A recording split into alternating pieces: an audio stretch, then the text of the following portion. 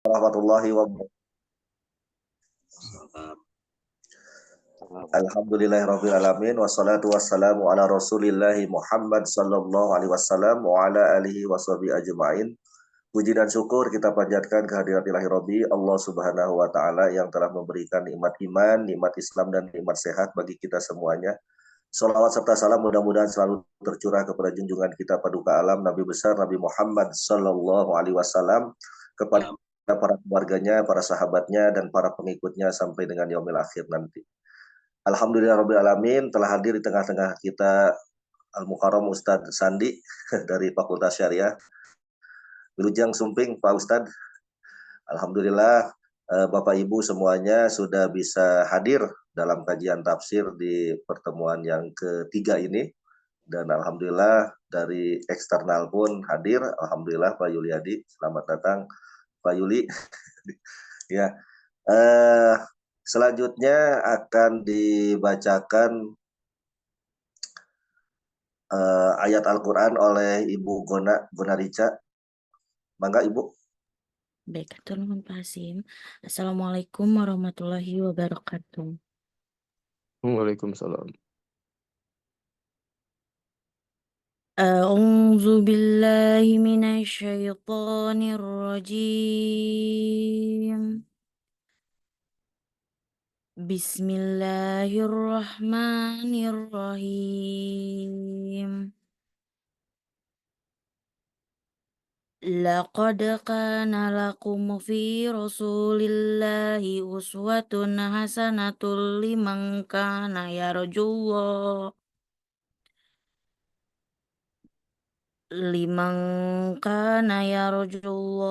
wal yawmal akhir wa dzakarallahu katsira.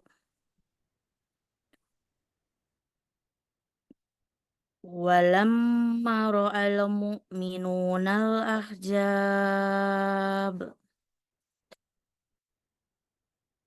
qala hadza ma wa'adanallahu wa rasuluhu wa sadaqallahu wa rasuluhu wa ma jadahum illa imanan wa taslima. Sadaqallahul azim. Aku berlindung kepada Allah dari godaan setan yang terkutuk, dengan menyebut nama Allah yang Maha Pengasih lagi Maha Penyayang. Sungguh telah ada pada diri Rasulullah itu suri tauladan yang baik bagimu, yaitu bagi orang yang mengharap rahmat Allah dan kedatangan hari kiamat, dan yang banyak mengingat Allah. Dan ketika orang-orang mukmin melihat golongan-golongan yang bersekutu itu, mereka berkata, inilah yang dijanjikan Allah dan Rasul-Nya kepada kita. Dan benar Allah lah dan Rasul-Nya. Dan yang demikian itu menambah keimanan dan keislaman mereka. Maha benar Allah dengan segala firman-Nya. Assalamualaikum warahmatullahi wabarakatuh. Waalaikumsalam warahmatullahi wabarakatuh. Terima kasih kepada Ibu Gonarica yang sudah membacakan ayat Al-Qurannya. Mudah-mudahan Allah Subhanahu wa Ta'ala membalas dengan pahala yang berlipat ganda. Begitupun kepada kita yang mendengarkannya dan menyimaknya.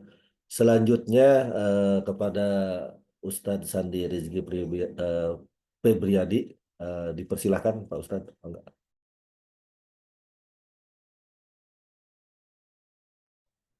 Bismillahirrahmanirrahim. Assalamualaikum warahmatullahi wabarakatuh.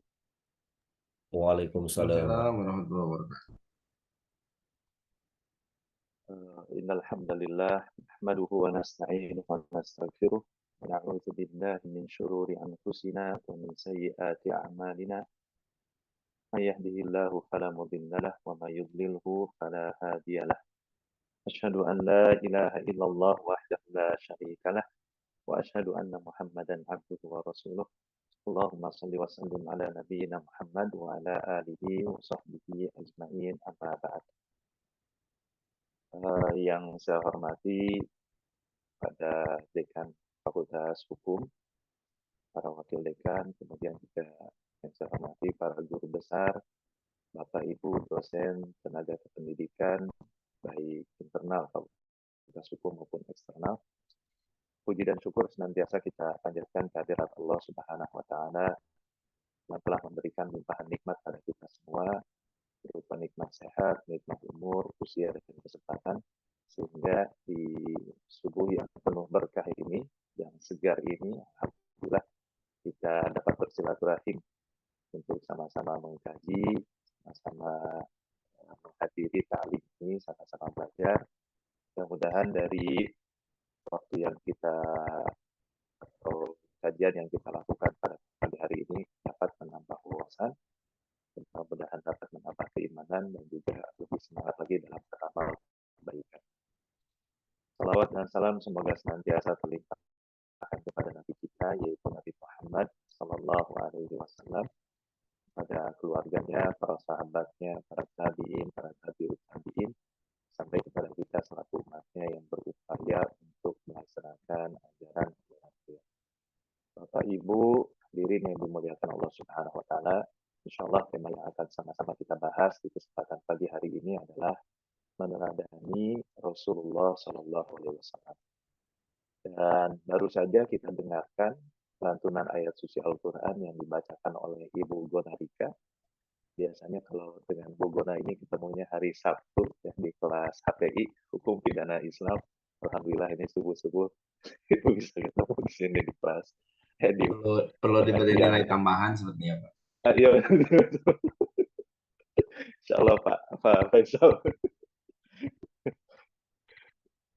Ya, itu ayat yang dibaca oleh Ibu Gona tadi betul-betul ayat yang kalau kata Imam Ibnu Katsir dalam tafsirnya, aslun kabirun fit ta'assi bi Rasulillah sallallahu alaihi wasallam. Menjadi pokok yang sangat mendasar, yang sangat besar dalam rangka meneladani Rasulullah sallallahu alaihi wasallam. Nah, Bapak dan Ibu sekalian, mana ayatnya? Nah, ini tadi ayat yang dibacakan, yaitu surah Al-Ahzab ayat 21. Jadi surah Al-Ahzab ini turun kepada Rasulullah Shallallahu Alaihi Wasallam berkenaan dengan peristiwa perang Ahzab. Perang Ahzab, nama lainnya adalah perang Khandaq. Karena Rasul Shallallahu Alaihi Wasallam dan para sahabatnya berupaya menahan serangan musuh dengan membuat parit yang mengelilingi kota Madinah, yang menahan dari benturan musuh, sehingga dikenal dengan kata Khandaq, yaitu parit. Dikenal juga dengan sebutan Ahzab karena pasukan kaum musyrikin yang menyerang Nabi dan kaum muslimin ini terdiri dari koalisi dari berbagai kabilah, ya, bangsa Arab, demikian juga dari orang-orang Yahudi, yaitu Bani Nadir, Bani Quraidah, dan orang-orang musyrikin Makkah. Jadi Ahzab jamak dari kata Hizbun. Hizbun itu artinya adalah kelompok, Ahzab artinya berkelompok-kelompok. Nah, salah satu ayat yang dibacakan tadi adalah surah Al-Ahzab ayat 21. Laqad kana lakum fi Rasulillahi uswatun hasanah. Sungguh telah ada pada Rasulullah Shallallahu Alaihi Wasallam bagi diri kalian adalah suri tauladan yang baik. Liman kana yarjullaha wal yawmal akhir, bagi orang-orang yang mengharapkan perjumpaan Allah dengan Allah dan juga hari akhir. Wa dzakarallaha katsiran, dan banyak mengingati Allah Subhanahu wa taala. Kalau kita buka kajian tafsir, diantaranya tafsir Al-Wasit yang ditulis oleh Sayyid Muhammad At-Tantawi, beliau adalah Syekhul Azhar. Beliau mengatakan dalam tafsirnya ini mengutip dari perkataan Imam Ibnu Katsir. Ustadz Sandi, ada suaranya kurang jelas sama ada bunyi-bunyi Pak Ustadz. Bisa. Oh ya. Suaranya Pak Ustadz. Okay. Audionya kurang ini. Audionya sebentar saya setting dulu ya Bapak Ibu. Ya, mangga. Sebentar.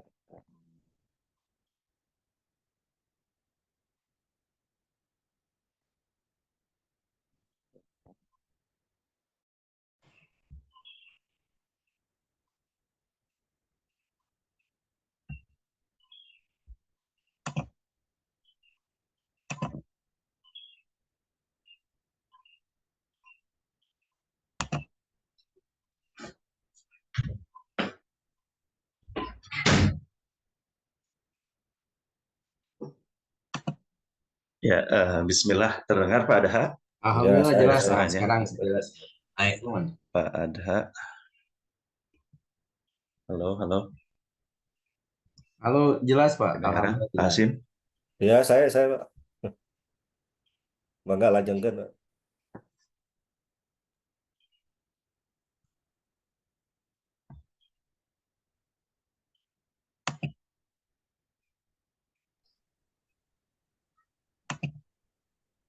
Cek, cek. Terdengar? Jelas, Saya, jelas Pak. Pak. Jelas. Lanjutkan, Pak. Langsung saya, Ya? langsung saya Pak. Oh, langsung saya mohon. Ketinggalan tadi buka jendela di luar, biasa suara subuh ada serangga-serangga kelihatan. Jadi ditutup lagi jendelanya itu. Ya. Surah ini, surah Al-Ahzab ayat 21 ini, Allah Subhanahu wa taala menyebutkan bahwa Rasul Shallallahu alaihi wasallam sebagai suri tauladan yang baik. Nah, Imam Ibnu Katsir dalam kitabnya Tafsir Ibnu Katsir menyebutkan hadhil ayatul karimatu aslun kabirun fit ta'asi bi Rasulillah sallallahu alaihi wasallam. Jadi ayat yang mulia ini merupakan pokok yang mendasar dalam kaitannya meneladani Rasulullah sallallahu alaihi wasallam fi aqwalihi, af'alihi wa ahwalihi, dalam ucapan, dalam perbuatannya, dalam keadaan, ya, dalam berbagai keadaannya. Walihada amaron nasa bitta'assi bin nabi. Walidzalika, oleh sebab itulah Allah Subhanahu wa taala perintahkan kepada manusia untuk meneladani Rasulullah sallallahu alaihi wasallam. Yaumal Ahzab. Nah, ini khususnya adalah pada peristiwa perang Ahzab. Fi sobrihi, dalam kesabarannya, wa musabaratihi, dalam ketahanannya, wa murabatatihi, dalam keteguhannya, wa mujahadatihi, dalam kesungguh-sungguhannya, wa intidharihil faraj min rabbih, dan dalam menunggu kemenangan dari Allah Subhanahu wa taala. Ya. Bagaimana kita ketika kita membaca sirah nabawiyah, khususnya pada perang Ahzab, perang yang terjadi tahun ke-5 Hijrah. Nah, ini menarik Bapak Ibu. Perang Ahzab, perang terjadi pada tahun ke-5 Hijrah. Rasul Shallallahu alaihi wasallam menerima wahyu pada usia 40 tahun. Kemudian beliau menetap di Makkah selama 13 tahun. Artinya usia Rasul adalah usia 53 tahun ketika hendak meninggalkan kota Makkah menuju Madinah. Ya.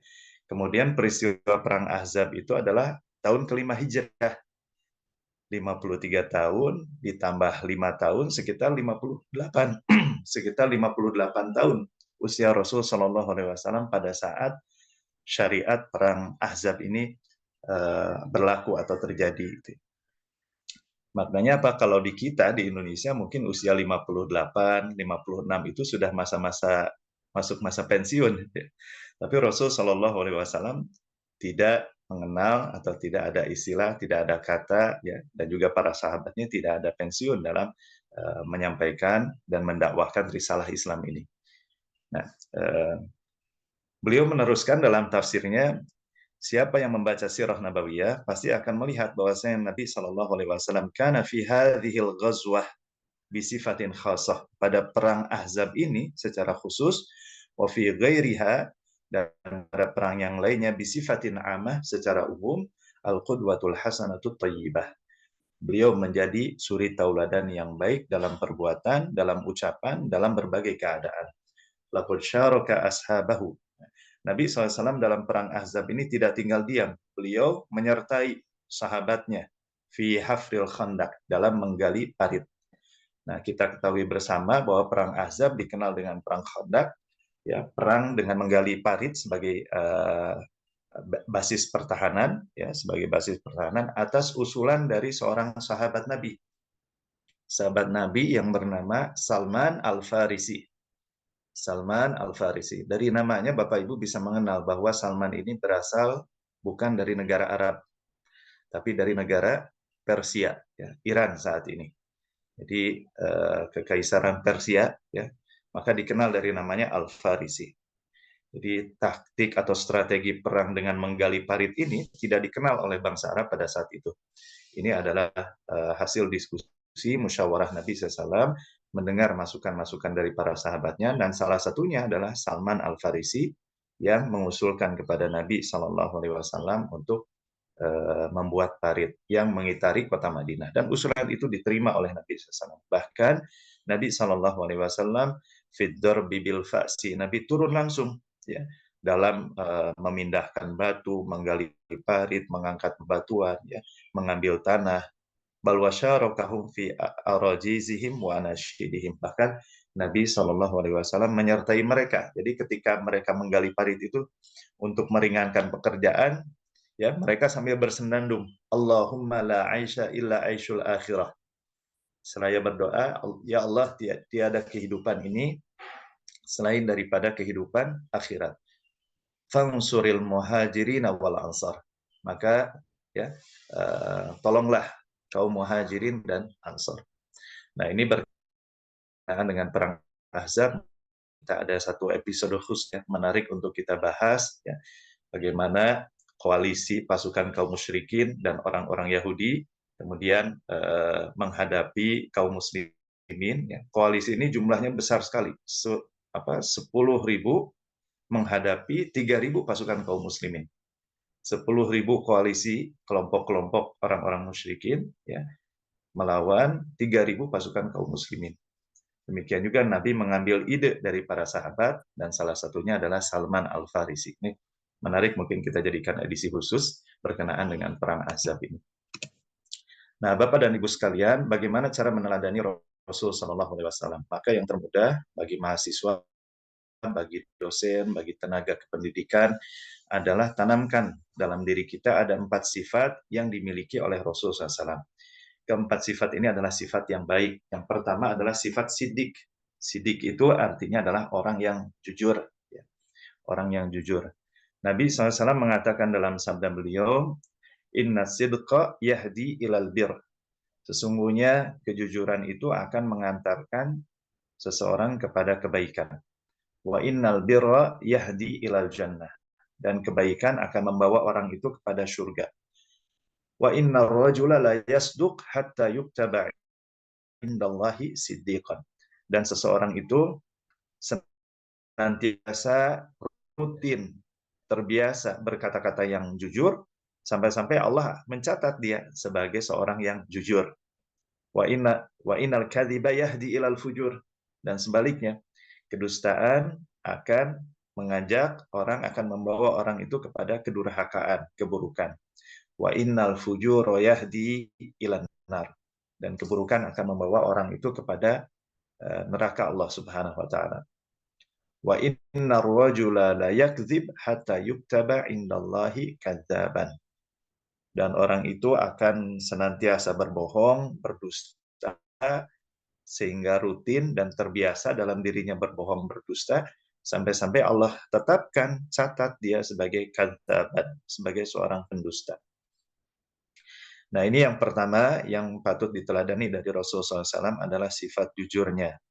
Yang kedua adalah sifat amanahnya. Bahkan sifat amanah Nabi SAW itu, Muhammad SAW itu telah dikenali oleh bangsa Arab sebelum beliau diangkat sebagai Nabi dan Rasul.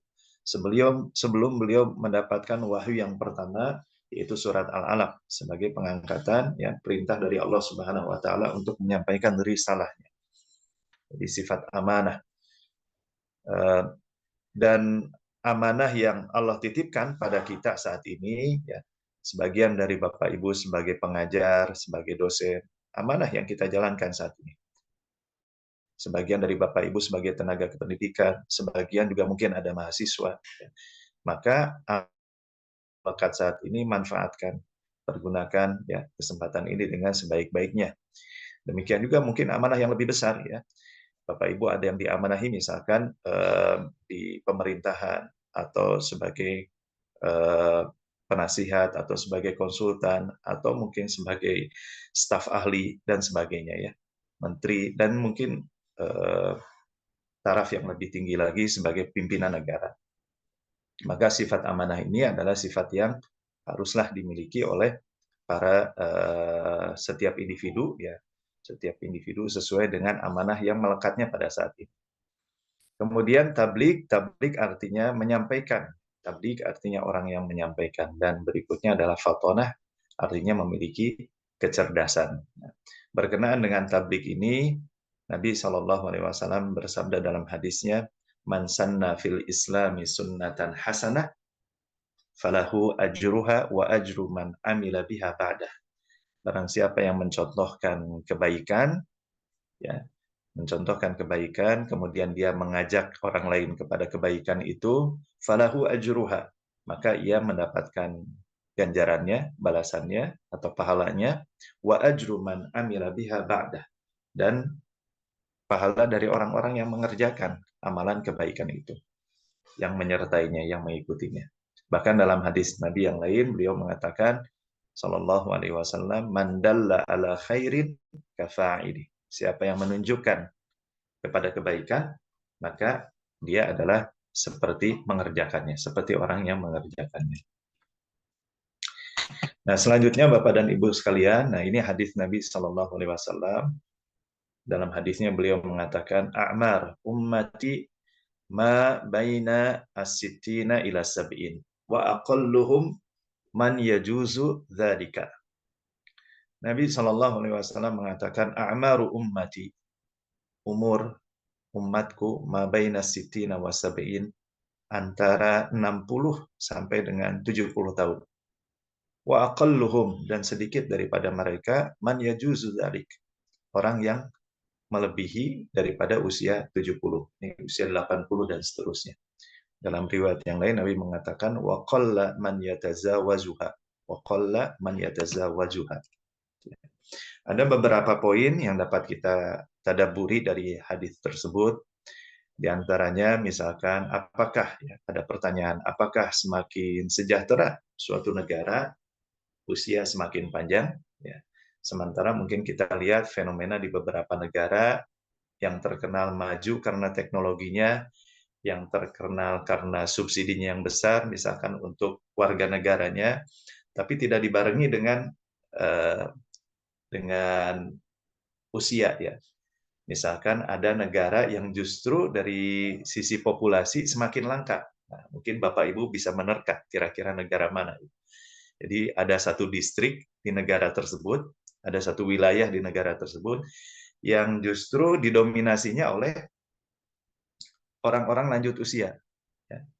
Jadi anak-anak mudanya tidak ada atau sangat jarang ditemukan, sementara fasilitas pendidikan begitu bagusnya, kemudian juga fasilitas rumah sakit begitu baiknya, tapi operasional rumah sakit di bagian obgyn, di bagian kandungan misalkan, tidak berjalan sebagaimana mestinya. Menandakan bahwa populasi manusia di negara tersebut berkurang, dan semakin langka. Kalau misalkan masuk ke supermarket, lumrah kita dapati di supermarket itu makanan buat anak-anak. Ya. Tapi berkebalikan di negara tersebut. Yang banyak adalah makanan untuk hewan peliharaan. Ya. Mungkin untuk kucing, mungkin untuk anjing, ya, atau untuk monyet, untuk ikan, dan sebagainya. Lumrah juga di suatu supermarket kita dapati misalkan popok untuk anak-anak, ya, tapi berkebalikan di negara tersebut yang justru popok, ya, atau pampers yang banyak itu adalah pampers untuk orang-orang lanjut usia. Nah, ini poin yang pertama. Apakah semakin sejahtera suatu negara, maka usianya akan semakin panjang, ya. Yang kedua adalah hadis di atas adalah hadis yang qat'i. Maka Bapak Ibu perhatikan, tolong perhatikan umur Rasulullah.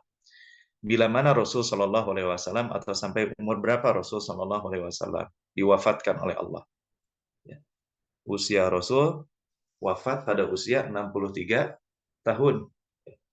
Kemudian Abu Bakar, khalifah yang pertama pengganti Rasul Shallallahu Alaihi Wasallam pun demikian, wafat pada usia 63 tahun, persis seperti usia nabinya, yaitu Nabi Muhammad SAW. Demikian juga usia Umar. Ya. Umar itu sekitar 62 atau 63 tahun dalam riwayat yang lain. Ya. Jadi usianya persis dengan usia Rasul Shallallahu Alaihi Wasallam. Usia Utsman radhiyallahu an. Nah, kira-kira berapa usia Utsman ketika wafat? Nah, Utsman wafat dalam usia 80 tahun.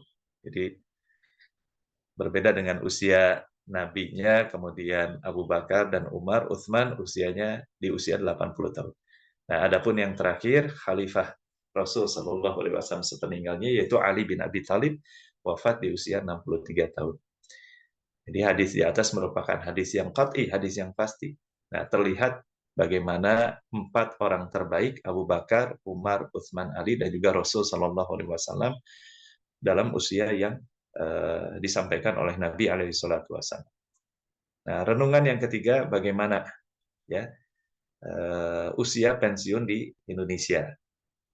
Kalau Nabi Shallallahu Alaihi Wasallam di usia 58 tahun, ya 58 tahun ketika perang Ahzab beliau masih memimpin perang, turun mengangkat batu, menggali parit yang kedalamannya 3 meter, lebarnya 7 meter, panjangnya setiap sahabat itu ya setiap 10 orang sahabat itu menggali parit sepanjang 20 meter panjangnya.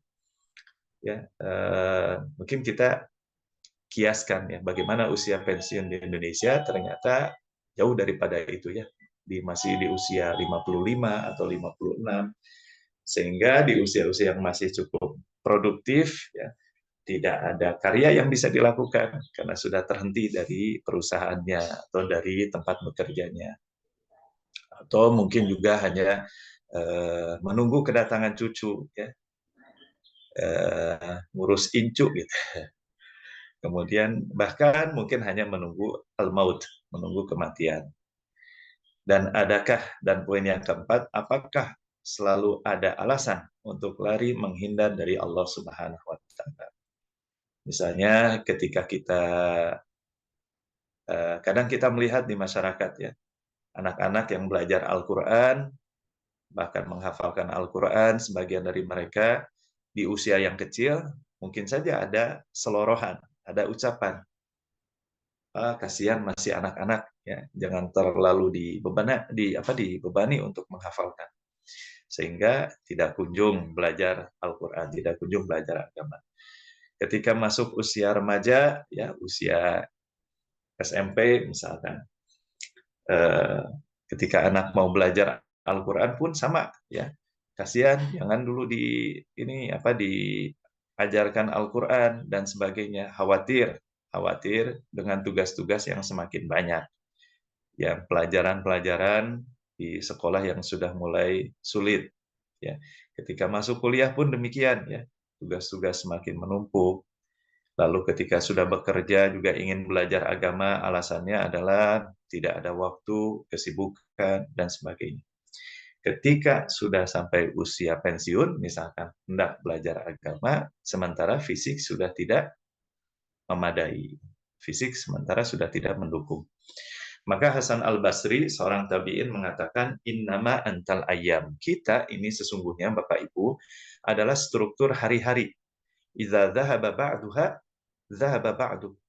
Kalau sebagian daripada hari itu, ya, kalau susunan-susunan hari, struktur hari itu adalah pergi, lenyap, dhahaba ba'du, maka sebagian dari kita pun telah berlalu. Nah, ini mudah-mudahan jadi perenungan buat kita semua, didasarkan kepada hadis yang diriwayatkan oleh Ibnu Majah tadi dan At-Tirmidzi, bahwa umur umat Nabi Muhammad SAW mabaina sitina ila sab'in, antara 60 sampai dengan 70 tahun. Selanjutnya adalah tugas Rasul Shallallahu Alaihi Wasallam. Beliau bertugas adalah untuk menghapuskan kejahiliahan. Beliau wafat pada usia 63 tahun, sementara karya beliau adalah satu jazirah Arab telah masuk Islam. Nah, perhatikan surah An-Nasr yang sama-sama kita hafalkan. Idza jaa nasrullahi wal fath. Jika telah datang pertolongan Allah dan kemenangan. Wa ra'aitan nasa yadkhuluna fi dinillahi afwaja. Dan kamu melihat orang-orang masuk ke dalam ajaran Islam ini secara berbondong-bondong. Jadi masuk ajaran Islam secara berbondong-bondong dikenal pada dalam sirah nabawiyah disebut dengan Amul Wufud, tahun di mana Nabi Shallallahu Alaihi Wasallam itu menerima duta-duta, menerima utusan-utusan yang mereka itu menyatakan keislamannya. Jadi Rasul Shallallahu Alaihi Wasallam pada usianya 63 tahun, sementara satu jazirah Arab ya telah memeluk ajaran Islam. Maka poin yang berikutnya adalah usia tidaklah menjadi kewenangan bagi manusia, bukan kewenangan bagi manusia untuk mengatur dia akan wafat pada usia berapa, ya, pada keadaan seperti apa, di mana wafatnya, gitu. Tapi hanya kita berharap kepada Allah Subhanahu Wa Taala berapapun usia yang usia yang diberikan oleh Allah kepada kita, semoga usia itu berada di dalam keberkahan. Imam An-Nawawi rahimahullah, beliau wafat pada usia yang lebih muda, usia 45 tahun. Tetapi bagaimana karyanya? Sampai kepada kita di antara buku-buku Imam An-Nawawi yang beliau tuliskan, yang beliau himpun sampai saat ini, ya, Riyadhus Shalihin, karya Imam An-Nawawi, Al-Arba'in An-Nawawiyah, hadis Arba'in An-Nawawiyah dihimpun, disusun oleh Imam An-Nawawi.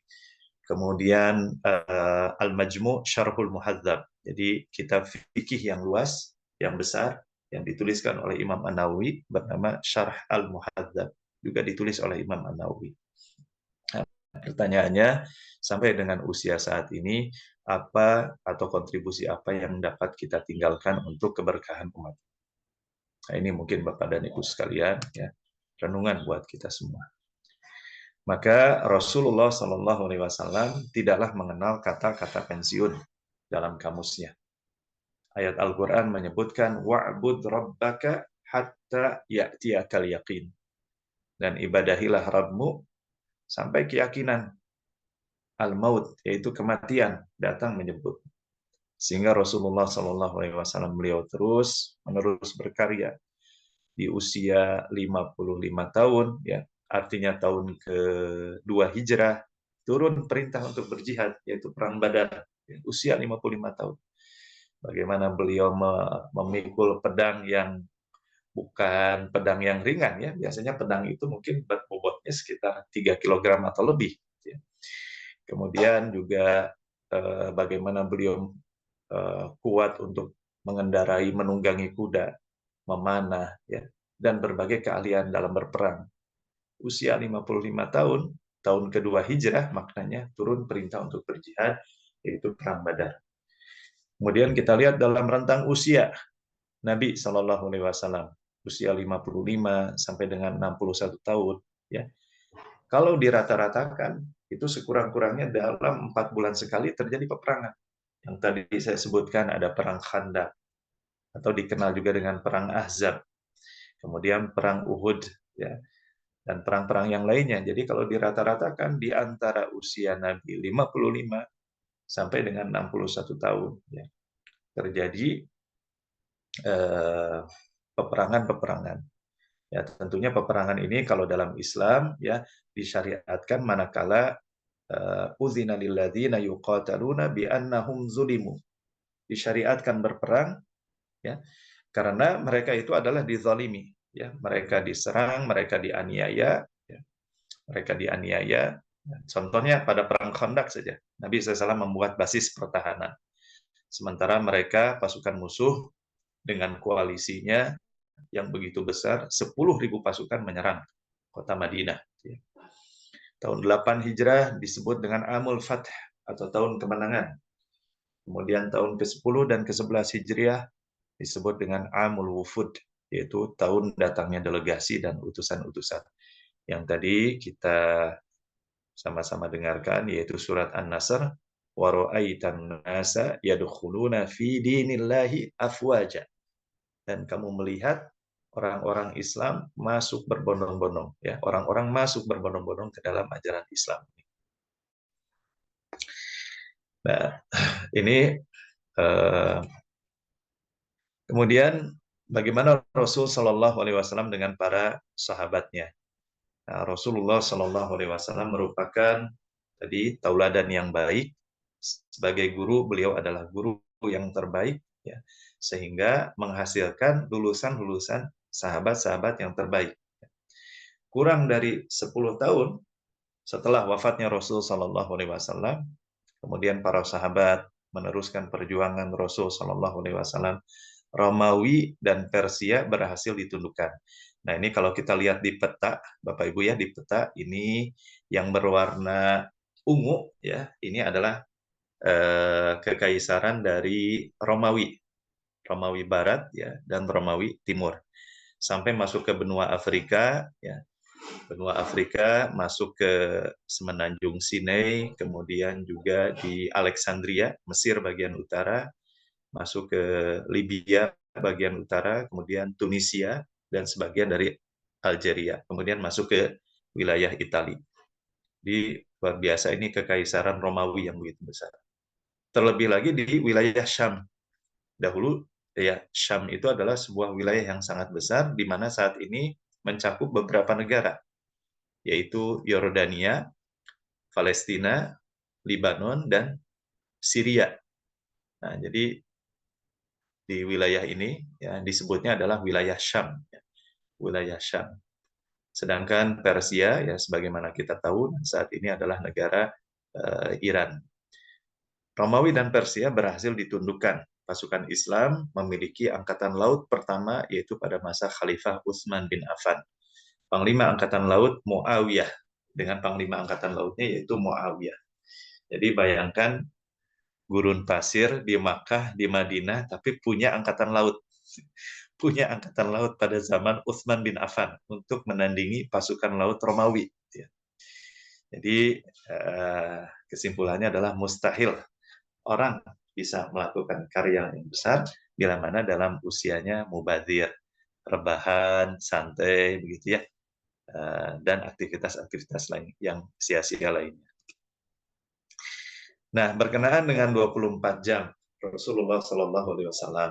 Nah, ini ada beberapa poin. Yang pertama, bila mana, kapan, atau kapan Nabi bangun tidur. Jadi kita inikan dulu dari pola bangun dan pola tidurnya. Surah Al-Muzammil. Jadi Nabi Shallallahu Alaihi Wasallam itu beliau bangun pada pertengahan malam. Ya ayyuhal muzammil qumil laila illa qalila nisfahu awinqus minhu qalila. Wahai orang yang berselimut, ya ayyuhal muzammil qumil laila illa qalila. Bangunlah di waktu malam sekalipun sedikit saja. Jadi kalau sempat kita bangun sekalipun sedikit, bangun. Bangun untuk salat tahajud. Pak, saya sempatnya 2 rakaat ya, 2 rakaat itulah kerjakan. Qumil laila illa qalila nisfahu awinqus minhu qalila. Ya, bangunlah di pertengahan malam. Ya. Kalau misalkan waktu malam itu dimulai dari terbenamnya matahari, yaitu waktu maghrib, ya, kemudian masuk lagi semakin larut, semakin malam itu pada waktu isya. Ya. Taruhlah kita tarik dari pukul 8 sampai dengan pukul 12. Itu ada 4 jam, ya kira-kira demikianlah waktu pertengahan malam. Qumil laila illa qalila nisfahu, setengahnya pada pertengahan malam, awinqus minhu qalila, atau kurang dari pertengahan malam, auzid alaih, atau lebih daripada pertengahan malam. Warattilil Qur'ana tartilan, dan bacalah Al-Qur'an itu dengan perlahan-lahan. Nah, jadi dari sini kita tahu bagaimana pola bangun Nabi Shallallahu Alaihi Wasallam. Nabi Shallallahu Alaihi Wasallam bangun di tengah malam. Kadang kurang daripada tengah malam, kadang juga lebih daripada tengah malam. Kemudian pertanyaan berikutnya, kapan Nabi Shallallahu Alaihi Wasallam tidur malam? Maka informasi yang valid dikatakan oleh Aisyah, ya, istri Nabi SAW yang sehari-hari bersama Nabi, mengatakan Nabi tidak suka tidur sebelum Isya, dan Nabi tidak suka melek, terus berjaga, terus bangun sesudah Isya kecuali ada urusan mendesak kaum muslimin. Jadi kalau ada urusan berkenaan dengan kebijakan, strategi, ya, musyawarah dengan kaum muslimin, maka Nabi SAW tidurnya agak sedikit mundur, ya, agak sedikit terlambat. Gitu. Sehingga dari poin-poin tersebut Rasul Shallallahu Alaihi Wasallam beliau tidur sehari itu 3 kali. Ya. Pertama, ya biasa beliau tidur pada Isya, ya sekitar 4 jam.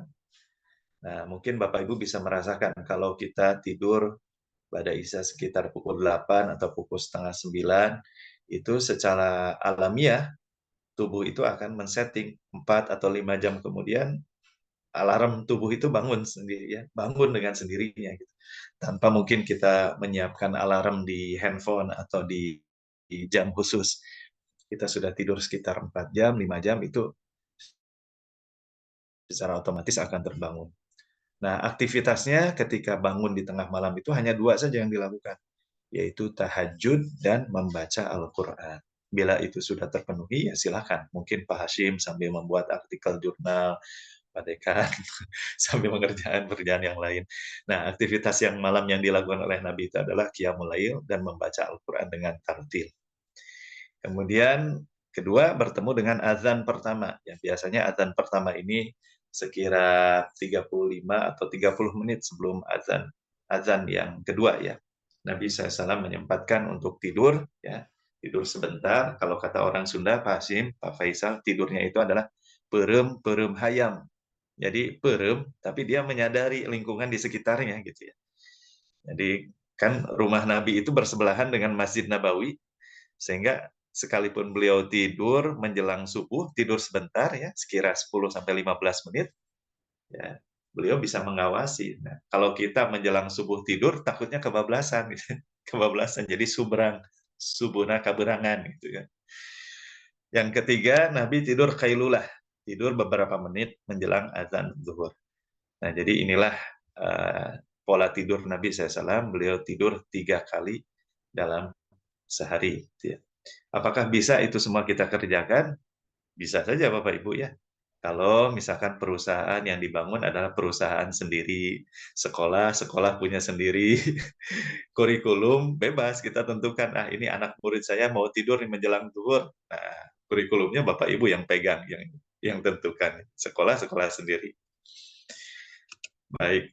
Kemudian aktivitas subuh dan sesudahnya Nabi SAW setelah salat subuh beliau duduk di masjid berzikir sampai dengan matahari terbit atau syuruk. Kemudian beliau salat sunnah syuruk dan dalam hadis disebutkan bahwa orang yang duduk di masjid membaca Al-Quran ataupun berzikir setelah salat subuh sampai dengan waktu syuruk, kemudian dia salat sunnah 2 rakaat yaitu salat sunnah syuruk, maka pahalanya adalah pahala sempurna seperti pahala haji dan umroh. Tammah, sempurna. Kemudian poin yang berikutnya di antara yang dilakukan Nabi adalah memberikan nasihat yang menyentuh hati. Terkadang beliau menanyakan tentang mimpi sahabat, berusaha menakwilkannya, menafsirkannya. Kemudian menanyakan perihal kondisi keadaan sahabat. Lalu setelah sholat subuh dan sholat syuruk, beliau kembali ke rumah dan menemui keluarganya. Beliau temui istrinya satu persatu, gitu ya. Beliau datangi, ya, beliau sebagai seorang suami yang terbaik. Beliau senang tersenyum, suka tersenyum, bercengkrama, ya, mengobrol dengan keluarganya. Gitu ya. Bahkan menanyakan hal indakum syai', apakah kalian punya sesuatu? Ya, syai'un itu sesuatu yang basit, sesuatu yang sederhana, ya, berkenaan dengan sarapan, misalnya makanan. Ya. Kemudian ketika masuk waktu duha, beliau kembali ke masjid, ya, dan waktu itu merupakan waktu yang panjang. Nabi SAW menyampaikan nasihatnya, pesannya, ataupun ilmunya kepada para sahabat sampai dengan menjelang waktu qailulah. Adapun pada waktu zuhur, beliau melaksanakan sholat zuhur di masjid. Ya.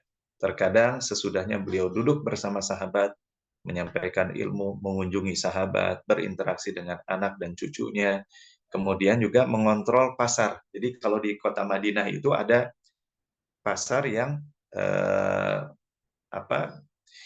yang berdekatan dengan Masjid Nabawi, berdekatan dengan. Jadi umat Islam saat itu ya bersama dengan umat yang lainnya, orang-orang Yahudi, mereka berinteraksi ya. Karena di Madinah ini heterogen sifatnya ya, banyak penganut agama lain. Mereka pergi ke pasar untuk memenuhi kebutuhan hariannya. Bahkan Nabi SAW mengontrol pasar, sempat ya Nabi itu memasukkan tangannya ke sebuah makanan, dia mendapati ada sesuatu yang basah di makanan itu, sementara dari penampakan dari luar makanan ini seolah-olah bagus. Kemudian Nabi mengatakan, man ghasyana falaysa minna. Siapa yang menipu kepada kami, maka bukanlah termasuk kepada golongan kami. Demikian juga sahabat Nabi yang bernama Umar, ya, ketika beliau masuk ke dalam pasar, beliau mengatakan, la yabi' fi suqina illa man tafaqqaha fiddin. Nggak boleh berjualan di sini. Ya. Jangan berjualan di sini kecuali orang-orang yang faham tentang agama, faham tentang halal dan haram, ya. Faham tentang jual beli yang dibolehkan, dilarang, dan sebagainya.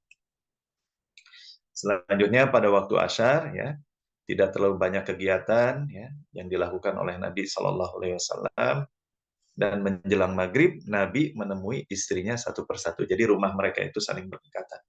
Jadi bayangkan Bapak Ibu, Rasul Shallallahu Alaihi Wasallam lebih daripada satu istrinya. Kemudian di waktu pagi menyempatkan untuk mengunjungi, melihat kondisi mereka, menanyakan hal indakum syai, apakah kalian punya sesuatu, dan beliau ulangi lagi hal itu menjelang maghrib. Ya. Menjelang maghrib beliau ulangi keliling. Nah, jika waktunya singkat, maka Nabi SAW akan berada di salah satu rumah istrinya yang mendapatkan bagiannya pada malam itu, kemudian seluruh istrinya berkumpul di satu tempatnya tersebut. Kemudian pada waktu maghrib dan isya, ini mungkin slide yang terakhir, adalah tidak terlalu banyak aktivitas yang disediakan, ya.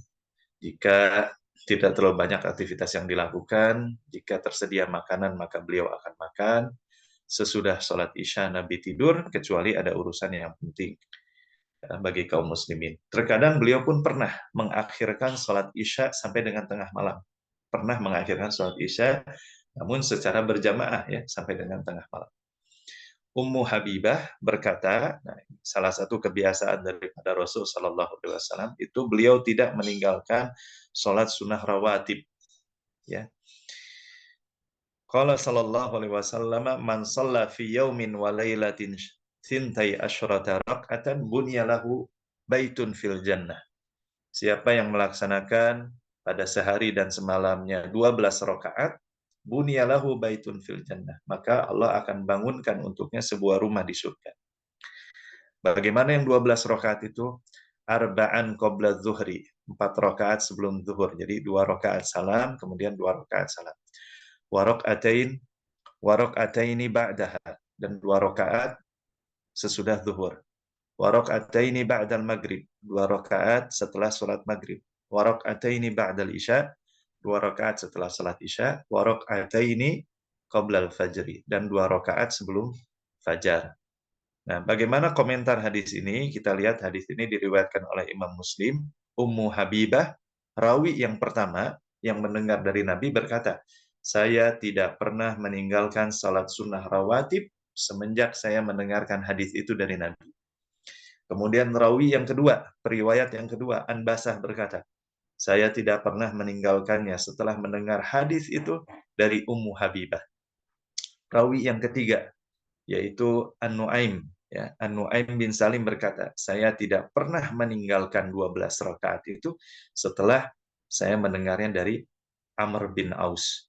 Jadi ada 4 rawi di sini, yaitu Ummu Habibah, Anbasah, Amr bin Aus, Nu'aim bin Salim, semuanya berkata demikian. Jadi bagaimana kegigihan dan semangat para sahabat dalam ibadah-ibadah yang sunnah tersebut, khususnya dalam ibadah sholat sunnah rawatib. Demikianlah mungkin Bapak Ibu yang dapat saya sampaikan. Mohon maaf segala khilaf dan kekurangan. Mudah-mudahan waktu yang singkat dan materi yang sederhana ini bisa bermanfaat untuk kita semuanya. Selanjutnya saya kembalikan kepada Pak Hasim. Mangga, Ya. Pak Hasim. Terima kasih Pak Ustadz Sandi yang sudah menyampaikan materi kajian tafsirnya. Alhamdulillah. Ya, mungkin yang dimaksud Imam Nawawi di sini, Pak Ustadz, Imam Nawawi dari Damaskus, Syria ya. Ya, Yahya bin Halaman Sharaf. 11, dan Imam Nawawi dari Banten ya. Bukan, Ya, bukan. 83 tahun. Bukan, Pak. Imam Nawawi Jadi Al-Bantani, Imam bukan. Nawawi yang dari Damaskus, Iya, Syria iya. itu namanya Muhyiddin Yahya bin Sharaf An-Nawawi, Iya. Ad-Dimashqi. Nah, Iya. dari Damaskus, betul, Pak. Iya. Mangga selanjutnya kepada Bapak Ibu, persilakan untuk bertanya. Ada waktu kurang lebih 10 menit. Insya Allah. Mangga. Ya, mangga Pak Ustadz. Assalamualaikum. Assalamualaikum Waalaikumsalam warahmatullahi warahmatullahi wabarakatuh. Pak Dekan, sehat Pak Dekan. Alhamdulillah, sawalarna. Alhamdulillah, Masya Allah. Alhamdulillah tadi banyak hal ya yang bisa kita dengar. Kita harus mencoba gitu ya untuk mentauladani. Tadi dikatakan Pak Ustadz oke, bahkan membayangkan, dan tadinya membayangkan mendatangkan istrinya satu. Jika Pak Ustadz boleh nurutan kan, sudah dibayangkan dari sekarang gitu. Baik. Ngantun nyari wasnya ke Ibu Ayana tuh Pak Ustadz. Enjing-enjing Minal mah. khaifin. Tadi kan dikatakan ada tinggal kita mencontoh, menteladani ada 4 kan gitu ya. Jadi sidik, amanah, tablik, sarung patonah kira-kira. Dan ini kan ada 2 ya tadi sebetulnya. Kalau saya dengarkan berarti Nabi lebih produktif, jadi makin tua makin produktif kira-kira gitu ya. Justru dari usia 53 ke sana etos kerjanya menjadi lebih baik kira-kira begitu. Perang dan bisa menyebarkan Islam semua jazirah Arab ya. Nah, tetapi sikap sidik, amanah, patonah dan tabligh itu kan sebelum Nabi usia 40 juga sudah ini ya. Jadi artinya dari mulai dari mulai muda pun sudah sidik, amanah, patonah dan tabligh. Nah, jadi artinya berarti kan terkait dengan 4 hal ini kan berarti harus kita taulani dari awal gitu ya, dari saat muda pun kita harus sidik gitu ya, artinya dia harus jujur, amanah, dia harus dapat dipercaya gitu. Nah, tetapi kan patonah misalnya orang yang cerdas. Nah, ketika bicara kecerdasan maka kan tidak semua orang atau memang kecerdasan itu memang bisa dilatih juga gitu Pak Ustadz. Ini mungkin yang pertama itu ya yang ingin saya tanyakan kan terkait dengan adanya di patonah orang yang cerdas. Apakah kecerdasan ini sama gitu ya dengan sidik, amanah, jujur itu kan kejujuran kan harus dilatih ya itu mah. Tapi ketika bicara kecerdasan, apakah kecerdasan juga harus dilatih? Nah, mungkin itu yang pertama yang harus dalam ajaran Islam misalnya ada nggak bagaimana cara melatih kecerdasan seseorang sehingga seseorang itu bisa menjadi patonah, karena saya kira kan 4 sifat Rasul ini saya yakin bisa diikuti kan gitu ya oleh kita semua sebagai manusia, tapi caranya seperti apa? Lalu kalau tablik itu kan berarti kalau orang yang menyampaikan ini kan mungkin gitu ya, saya berpikirnya menyampaikan itu tidak berarti hanya dengan perkataan gitu kan, tetapi justru menyampaikan itu dengan perkataan dan perbuatan. Artinya lamun cek orang Sunda mah saluyu antara Ucapan karyosan sareng kalakuan gitu ya. Jadi artinya justru itu menjadi tablik gitu ya. Sebaliknya gitu kan tidak menjadi tablik ketika orang yang hanya bicara saja gitu ya. Bahkan dia menyampaikan sesuatu tetapi justru dia tidak melaksanakan yang dia sampaikan kan gitu ya. Nah, jadi apakah itu termasuk tablik atau tidak gitu ya, atau justru itu mah yang kata Rasul, justru misalnya Rasul membenci gitu ya orang yang menyampaikan sesuatu tapi dia tidak pernah melaksanakan yang disampaikannya itu. Nah, itu yang pertama. Lalu yang berikutnya tadi kan ada hal-hal, artinya berarti kan saya yakin yang benar ini gitu ya, bahwa kan kalau katanya dalam ilmu kesehatan tidur jangan kurang dari 8 jam sehari gitu. Tapi ternyata Rasul tidurnya hanya 4 jam sehari. Dan tadi yang berikut sama hanya 15 menit gitu ya. Nunutan temannya. Menjelang duhur. Nah, saya menjelang duhur memang selalu tidur, bahkan tiap rapat saya suka tidur. Berarti sudah sesuai lah dengan yang Nyontotin surat Nabi teman. oleh Rasul tadi udah sunah junah berarti itu. Tetapi yang satu saya yang belum nyunah, saya selalu itu juga pas ngedengerin itu khotib Jumat, nah pas khotib Jumat sok berawai gitu. Padahal Rasulullah sebelum duhur, bukan pas ngedengerin khotib Jumat. Nah, untuk melatih hal-hal seperti itu sebetulnya bagaimana ya gitu ya, ada nggak gitu ya ayat dan tadi misalnya hadis, tentu hadis ya perbuatan juga mungkin ya yang dilakukan oleh Rasul terkait dengan melatih untuk menjadi patona, melatih untuk cerdas. Tentu kan termasuk cerdas di sini itu kita bisa cerdas melihat keadaan orang lain kan gitu ya, sehingga kita menjadi mampu memberikan hal yang terbaik bagi orang lain. Mungkin itu saja. Ternuhun Pak Ustadz. Ya, mohon. Ternuhun Pak Dekan ya. Mana Pak Ustadz? Untuk diskusinya. Bapak dan Ibu yang dimuliakan Allah Subhanahu wa taala, jadi berkenaan dengan sifat Rasul Shallallahu alaihi wasallam yang tadi, yaitu ya siddiq, amanah, tabligh dan fatanah ya. Ini adalah sifat yang terdapat pada Nabi SAW dan tidak mustahil ya kita sebagai umatnya untuk mengikuti seperti itu ya. Mengikuti, berusaha untuk memiliki kejujuran sebagaimana kejujurannya Nabi SAW. Berusaha mengikuti amanah sebagaimana amanahnya Rasul Shallallahu alaihi wasallam. Demikian juga tabligh dan juga kecerdasannya. Dan benar sekali bahwa 4 sifat ini telah ada pada diri Nabi SAW sebelum beliau diangkat sebagai Nabi dan Rasul. Sebelum Muhammad SAW menerima wahyu yang pertama. Jadi sifat ini sudah ada pada diri Nabi SAW, kebaikan-kebaikan ini. Pernah dikonfirmasi oleh Ali bin Abi Thalib, ya, sepupu beliau mengatakan, hal ta'budu sonaman, ya Rasul Shallallahu alaihi wasallam, engkau sebelum diangkat sebagai nabi dan rasul, pernahkah kamu menyembah berhala?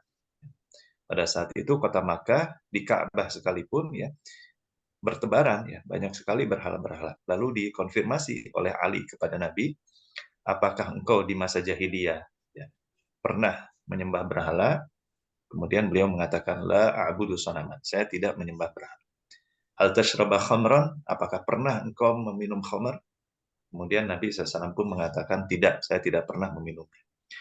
Jadi adat kebiasaan masyarakat jahiliyah berupa keyakinan mereka menyembah berhala, kemudian juga mengkonsumsi, meminum khamar, itu kebiasaan-kebiasaan jahiliyah yang tidak pernah dilakukan oleh Nabi SAW. Nabi SAW, beliau dikenal dengan sebutan Al-Amin jauh sebelum beliau diangkat sebagai Nabi dan Rasul. Jadi orang yang dapat dipercaya. Dan ketika diangkat sebagai Nabi dan Rasul, beliau umumkan dakwah secara terang-terangan. Ya. Kalau dalam sirah kita mengenal ada dakwah sirriyah, dakwah secara sembunyi-sembunyi. Ya, kemudian ada dakwah jahriyah secara terang-terangan. Nah, ketika turun perintah perintah dakwah secara terang-terangan itu, Nabi ya menuju ke atas sebuah bukit, yaitu Bukit Safa, sambil mengumumkan, kalaulah ada pasukan dari balik lembah ini yang akan menyerang kalian, apakah kalian akan mempercayai? Maka serentak orang-orang Quraisy di Mekah itu berkata, kami akan percaya. Ma jarobna 'alaika kadziban. Tidak pernah sekalipun kami mendapati engkau Muhammad sebagai orang yang berbohong. Kemudian Nabi meneruskan lagi mengatakan, kalau ya sesungguhnya aku ini adalah Rasul yang diutus oleh Allah Subhanahu wa taala, ya. Rasul yang diutus oleh Allah Subhanahu wa taala untuk menyembah Allah semata. Maka semenjak itulah orang-orang kafir mengatakan kepada Nabi, tabban laka ya Muhammad, celaka engkau wahai Muhammad. Lantas turunlah surat Al-Lahab yang menyatakan tabbat yada abi lahabi wa tab, dan seterusnya. Maka Bapak dan Ibu sekalian, yang berkaitan dengan keempat sifat tersebut, kecerdasan itu dapat dilatih, ya, kepandaian, pandai, cerdas itu dapat dilatih.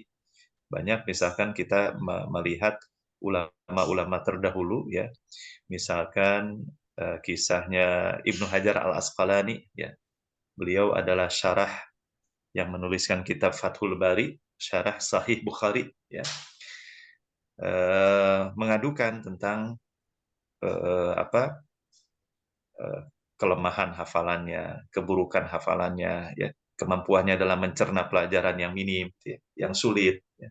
Kemudian beliau mengamati kalau saja air itu terus-menerus menetes ke atas bebatuan sampai bebatuan itu terbuat lubang, ya, maka beliau kiaskan, analogikan dengan dirinya.